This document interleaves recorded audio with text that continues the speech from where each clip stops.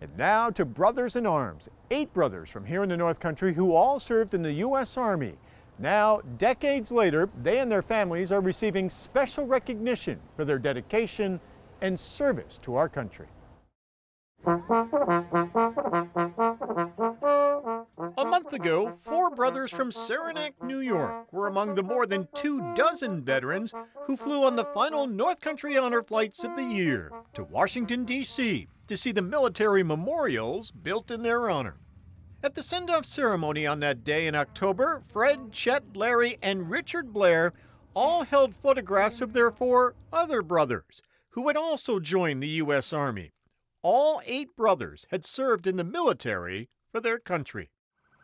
And as they were escorted to Plattsburgh the morning of their flight, one of the brothers mentioned to the state trooper who picked them up that they had never received any recognition for their service. Check, check, check. If everybody could take their seats and we'll get started here. And so, when word got back to North Country Honor Flight Director Barry Finnegan and Assemblyman Billy Jones, they went to work and brought the 4 brothers back to the Oval a week ago for what they were told would be another parade and ceremony to honor veterans for their valor. Little did they know the Honor Flight bus had picked up members of their own family who came to join in a special ceremony to honor the 8 brothers for their service.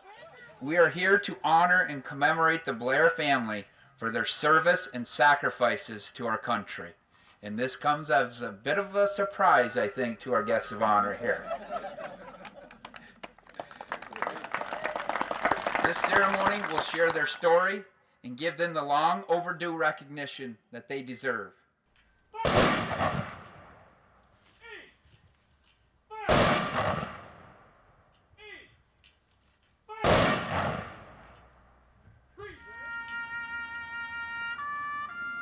It truly is an honor and a privilege to be among you. When you collect in the presence of individuals like this, you can't help to be inspired by their example. From every town, from every village, from every city, every county, every state, we should be grateful as a nation for their contributions. Every American should look to them as an example in your family. I know that you gave so much and your family gave so much in service and sacrifice. Their father, Arthur, died at a young age, leaving their mother, Merle, to raise the family of 12 in a tiny one-room schoolhouse with no electricity or running water, and to run the farm. All 8 of the sons served in the Army so they could send money home to their mother. At the ceremony, the brothers' niece, Sue Bruno, remembered her grandmother's sacrifice. She was and will always be our true hero. She just did what she had to do to make it through. She had to watch her 8 boys leave to go into the Army. I personally cannot imagine the fear this woman faced every single day that they were gone, waiting for letters to see if they were okay, or that dreaded knock on the door. Thankfully, that never happened. Luckily, all 8 boys made it back, and her kids turned out just like her. Now we're here to honor her kids. So with that said, I would like to take this time to thank each and every one of you for your service and your sacrifice. Thank you, Sue. A wonderful dedication to your family. Everybody said, no, honor our mother. She was the one that put up with the most. So she worked the hardest. We're proud of her.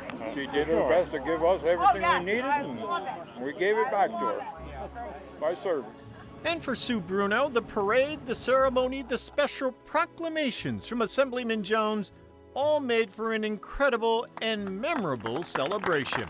I am so happy for them to finally get that recognition, to finally say, hey, thank you. Thank you for your service. Thank you for your sacrifice. A thank you that her uncles and other members of the family had thought might never come. 3, 2, 1. But on this day, it finally did. Big surprise. Total surprise today.